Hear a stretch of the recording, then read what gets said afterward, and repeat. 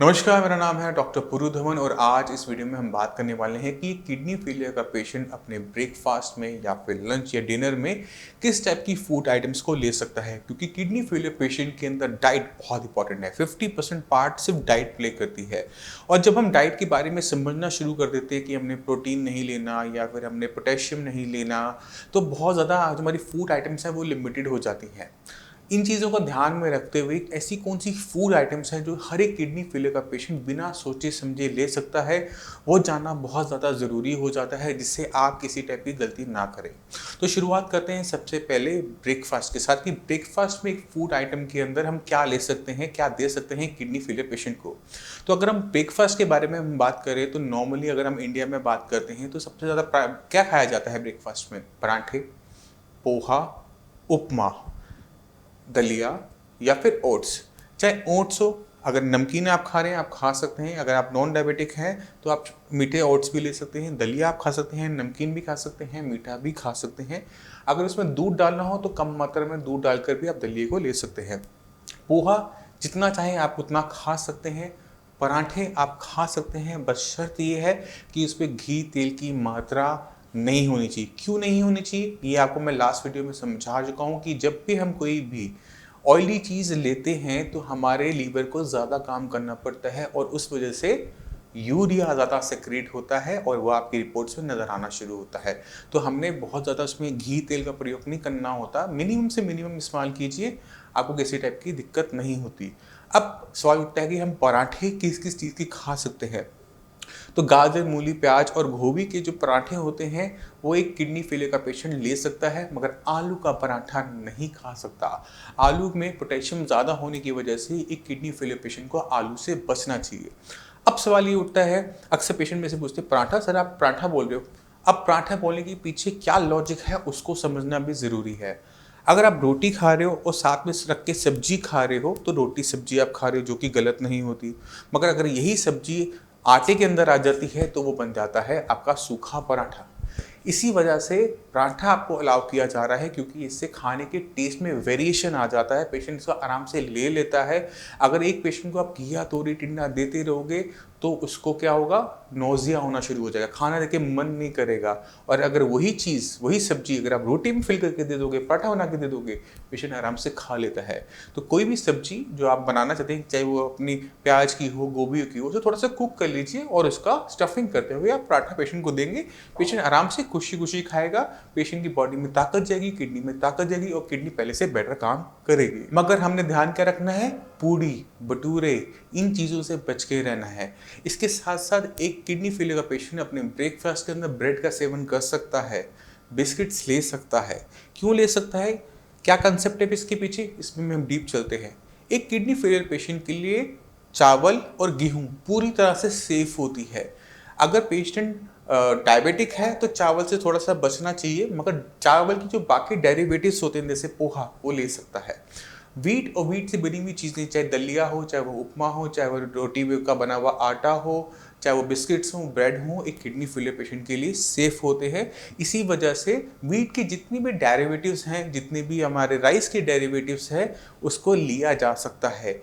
बेसन पे आप हम चलते हैं, क्योंकि अक्सर पेशेंट मेरे से पूछते हैं कि हम बेसन का चीला खा सकते हैं। बेसन का चीला खाया जा सकता है, आप उसको डेली बेसिस पे तो नहीं बट हफ्ते में 1-2 बार यूज़ कर सकते हैं। आप बेसन के चीले में आपको किसी भी टाइप की दिक्कत देखने को नहीं मिलती। इसी तरह पेशेंट अक्सर ब्रेकफास्ट में हमसे पूछते हैं कि हम पेशेंट को चाय दे सकते हैं या नहीं दे सकते, और इसका जो जवाब होता है वो है नहीं। एक किडनी फेलियर पेशेंट को चाय और कॉफ़ी दोनों से बचना चाहिए, क्योंकि चाय और कॉफ़ी दोनों ही किडनी फेलियर पेशेंट के लिए बहुत ज़्यादा खतरनाक होती है। इसके पीछे जो रीज़न है वो आपको समझाने की कोशिश करता हूँ। चाय और कॉफ़ी हमारे मेटाबॉलिज्म पे इफ़ेक्ट डालती है, उसे स्लो डाउन कर देती है। अब एक किडनी फेलियर पेशेंट के अंदर बहुत सारी टाइप की मेडिसिन ऑलरेडी चल रही होती है, और इसमें एक स्पेशल मेडिसिन होती है जिसका जो सॉल्ट होता है वो है sodium bicarbonate. Sodium bicarbonate baking soda होता है, जिससे हम ब्रेड वेड बनाते हैं, ढोकला बनाते हैं, वही बेकिंग सोडा टैबलेट फॉर्म में हर किडनी फेलियर पेशेंट को ऑलमोस्ट दिया जा रहा होता है। अब जब कोई पेशेंट चाय कॉफ़ी का कंजम्पशन शुरू करता है तो ये चाय और कॉफ़ी उस मेडिसिन की एब्जॉर्प्शन में इंटरफेरेंस करनी स्टार्ट कर देती है और उस मेडिसिन को प्रॉपर तरीके से एब्जॉर्ब नहीं होने देती और बॉडी के अंदर एसिड के लेवल को बढ़ा देती है।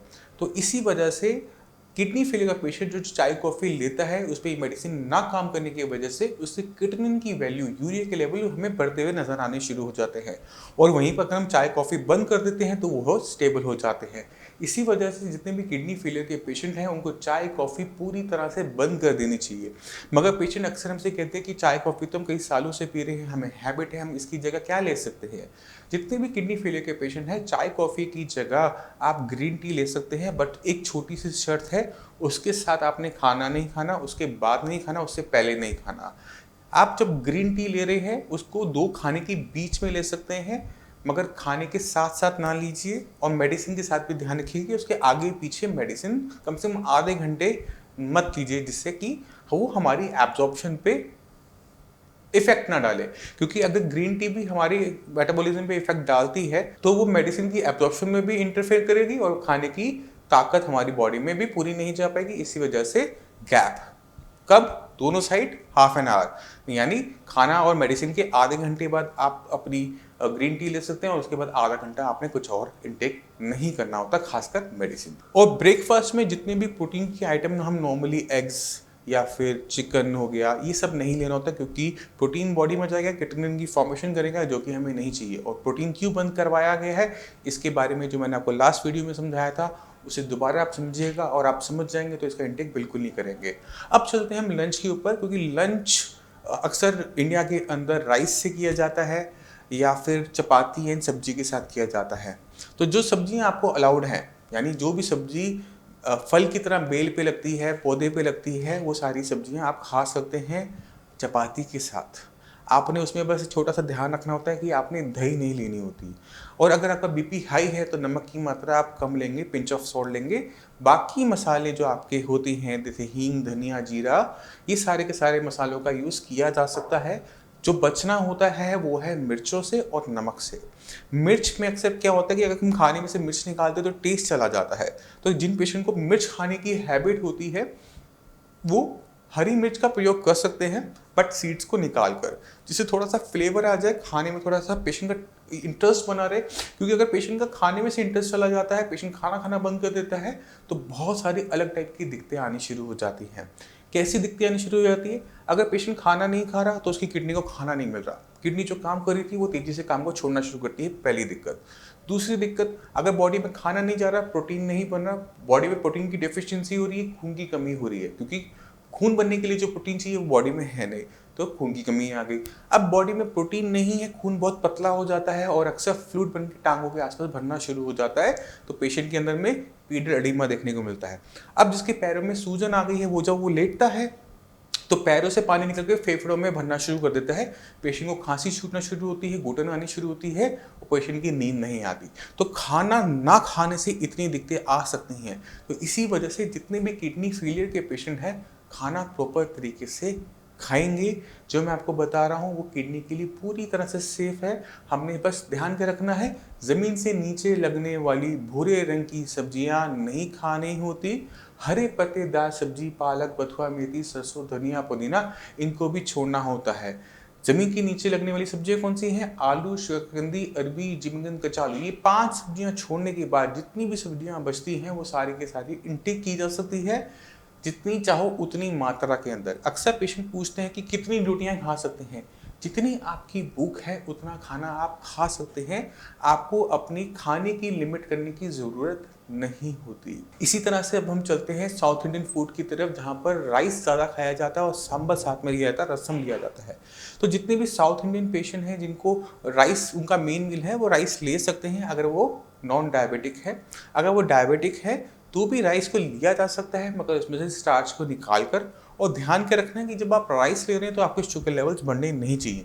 अगर शुगर लेवल आपके बढ़ रहे हैं तो अपने चावल को बदलने की ज़रूरत है, उसे आप बदल के अपने शुगर लेवल को आराम से कंट्रोल कर सकते हैं। उसको सही तरीके से प्रोसेस करके उसमें से मार निकाल के स्टार्च को बाहर कर कर भी आप ले सकते हैं, मगर आप अपने शुगर के लेवल्स को चेक करते रहेंगे।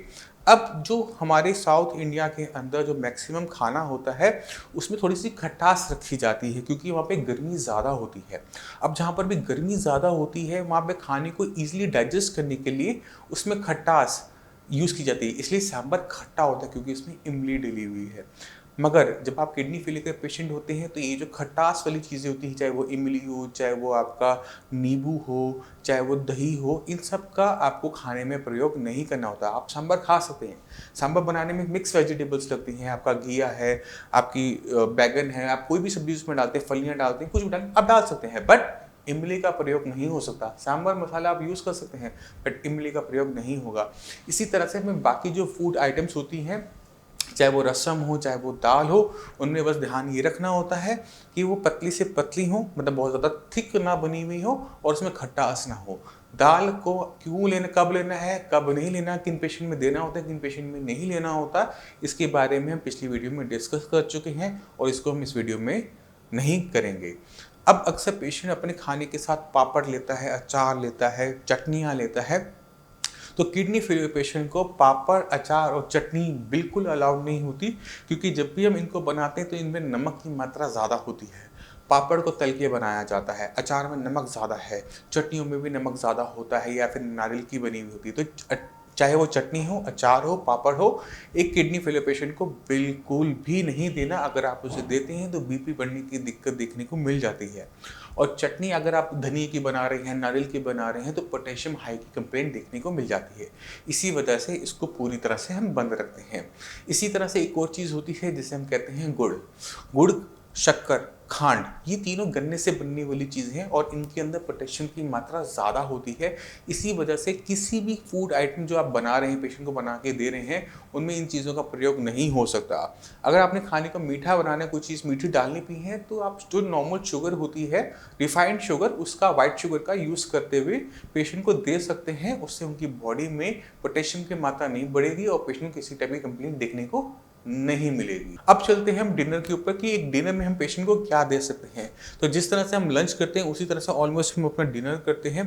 डिनर के अंदर भी हम चपाती, राइस या सब्जी लेते हैं या फिर हम दाल ले लेते हैं। तो उसी तरह से हमें ध्यान रखना है जो हमने अपने लंच में रखा कि हम चपाती एंड राइस ले सकते हैं, हम सारी सब्जियाँ ले सकते हैं, बस ज़मीन से नीचे लगने वाली सब्जियां नहीं खानी जिनका कलर ब्राउन होता है, हरे पत्तेदार सब्जी नहीं खानी।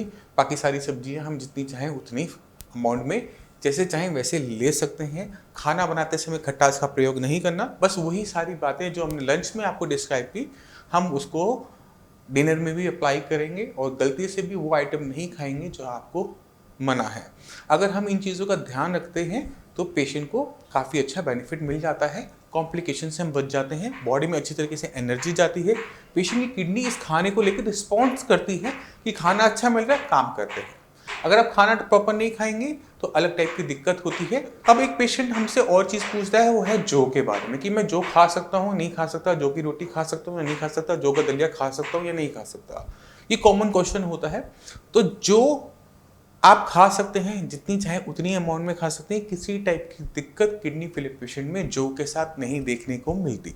तो जौ की जितनी डेरिवेटिव है व्हीट और राइस की तरह, वो भी आप इनटेक कर सकते हैं। अब हम चलते हैं कि मैं इतना डाइट पे जोर क्यों देता हूँ कि डाइट में कुछ से मना है, मगर मैं फिर भी आपको कह रहा हूँ कि आप खाना प्रॉपर तरीके से खाइए। अब मैं आपको जो बताने वाला हूँ उसको अच्छी तरीके से गहराई से समझने की कोशिश कीजिएगा कि जब किडनी फेलियर का पेशेंट होता है तो बहुत सारे डॉक्टर्स पेशेंट को घिया, तोरी, टिंडे पे डाल देते हैं कि आपने बस घिया, तोरी, टिंडा खाना है, इसे उबाल के खाना है, इसमें सिर्फ हल्दी और नमक डालनी है। पेशेंट खाना भी शुरू करता है, 2-4 दिन खा भी लेता है, बट हम क्या देखते हैं कि हफ्ते, 15 दिन या महीने बाद जब उसको उसमें टेस्ट नहीं आ रहा होता, खाना सामने आता है, पेशेंट को खाना खाया नहीं जाता, उसे वॉमिटिंग जैसी फीलिंग आनी शुरू होती है, आती नहीं है, फीलिंग आनी शुरू होती है, पेशेंट खाना खाना कर देता है बहुत कम। पेशेंट की बॉडी में एनर्जी गई नहीं, खाना नहीं गया, एनर्जी नहीं गई, एनर्जी ना जाने की वजह से, खाना ना जाने की वजह से उसकी बॉडी में बहुत सारी टाइप की कॉम्प्लिकेशन आनी शुरू होती है।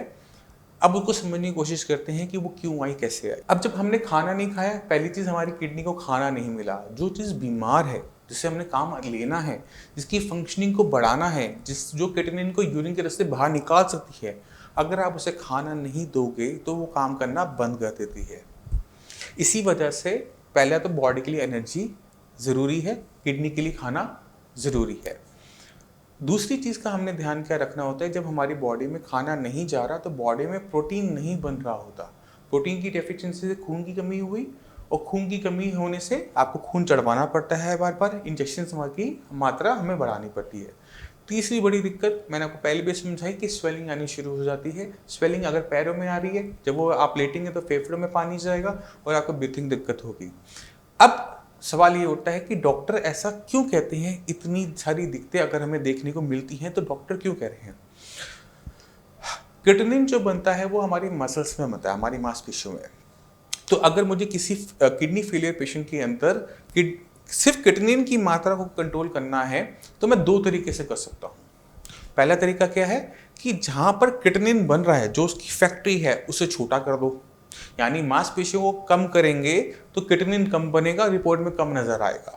तो उस पेशेंट को खाना पीना बंद करवा देने से, कम करवा देने से उसका वेट लूज होना स्टार्ट हो जाता है। और वेट कहाँ से जा रहा है? मसल से जा रहा है।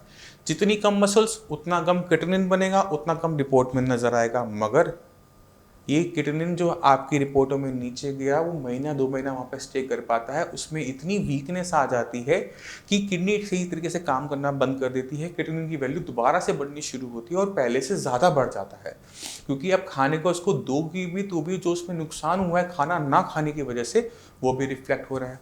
अब दिक्कत दूसरी बड़ी क्या होती है कि जब हमारे बॉडी में हमने खाना नहीं खाया तो हमारी मसल्स ख़त्म हो गई। अब किडनी फेलियर पेशेंट को अगर खुदा ना खासा डायलिसिस की ज़रूरत पड़ती है तो पेशेंट डायलिसिस भी नहीं करवा पाता, क्योंकि उसकी जो बॉडी में स्टोर था, एनर्जी का स्टोर था, मसल्स था, फैट था, वो सारा का सारा खाना ना खाने की वजह से ख़त्म हो गया। ऐसे पेशेंट डायलिसिस को बहुत लंबा सर्वाइव नहीं कर पाते, क्योंकि उनकी बॉडी में वीकनेस ऑलरेडी आ चुकी होती है डायलिसिस से पहले ही। हम डायलिसिस से क्यों भागते हैं? हम डायलिसिस से इसलिए भागते हैं क्योंकि हम देखते हैं अपने आसपास जो पेशेंट डायलिसिस करवा रहा होता है वो बहुत ज़्यादा कमज़ोर होता चला जा रहा होता है, बहुत ज़्यादा वीक होता चला जा रहा होता है, और कोई ना कोई कॉम्प्लिकेशन की वजह से पेशेंट एक्सपायर कर जाता है। हमने आसपास देखा होता है, तभी हम सोचते हैं कि हमें डायलिसिस नहीं करवाना। अब अगर आप खाना नहीं खाते तो भी ये सारी चीज़ें होनी शुरू हो जाती है कि बॉडी में वीकनेस आ जाती है। और अगर हमने डायलिसिस करवाना है, करवाना पड़ता है, तो बॉडी में सही तरीके से एनर्जी का होना ज़रूरी है, जिससे लंबे टाइम तक हम अपने डायलिसिस को सरवाइव कर सके। उसमें हो रही हमारे शरीर में कमियों को हम किसी न किसी तरीके से कंट्रोल कर सके। अगर आप बहुत ज़्यादा वीक होंगे तो डायलिसिस नहीं करवा सकते। तो हमने अगर डायलिसिस नहीं करवाना तो भी हमें खाना खाने की ज़रूरत है, और अगर हमने डायलिसिस हो भी जा रहा है आपका, उसे सर्वाइव करना तो भी खाना खाने की ज़रूरत है। तो दोनों ही कंडीशन में खाना खाने से हमें बेनिफिट मिलता है। खाना छोड़ देने से हमारी किडनी की condition day by day severe होती है। क्रिएटिनिन हो सकता है कि महीना 2 महीना आपका ज़रूर नीचे जाए, बट उसके बाद जब वो बढ़ना शुरू होगा किसी भी तरह से वो कंट्रोल में नहीं आता। तो अगर कोई डॉक्टर आपको ये बोलता है कि आपने सिर्फ घिया, तोरी, टिंडा खाना है, इसके अलावा कोई सब्जी नहीं खानी, तो ज़रूरत है आपको सोचने की कि आप सही कर रहे हैं या गलत कर रहे हैं। और मैं उम्मीद करता हूँ इस वीडियो को देखने के बाद आप अपने ब्रेकफास्ट पे, लंच पे, डिनर में प्रॉपर तरीके से काम करेंगे। और अगर आपने क्रिएटिनिन डाउन करना है तो सिर्फ एक रास्ता, यानी किडनी की फंक्शनिंग को बढ़ाकर आप उसे डाउन करेंगी, कि किडनी पहले से अच्छा काम करे और उस ब्लड में आ रहे क्रिएटिनिन को यूरिन के रास्ते बाहर निकालिए, ना कि मसल्स को ख़त्म करके। तो इन चीज़ों का आप ध्यान रखते हुए अपनी डाइट को प्लान करेंगे। कोई भी दिक्कत हो, कुछ भी पूछना चाहते हो तो साई संजीवनी के जो डॉक्टर्स हैं फ्री ऑफ कॉस्ट कंसल्टेशन देते हैं। आपने अपनी जो रिपोर्ट्स हैं, प्रिस्क्रिप्शन है, नीचे दिए हुए नंबर पे आप उनको व्हाट्सएप कीजिए। डॉक्टर को थोड़ा सा टाइम ज़रूर लगता है इनको इवैल्यूएट करने में। जैसे इसको इवैल्यूएट कर लेंगे वो आपको कॉल बैक करेंगे और आपको सही तरीके से गाइड करेंगे। अब मैं इसी के साथ आपसे भी चलने की आज्ञा चाहता हूँ। अगले मिलते हैं अगली वीडियो में, तब तक के लिए धन्यवाद।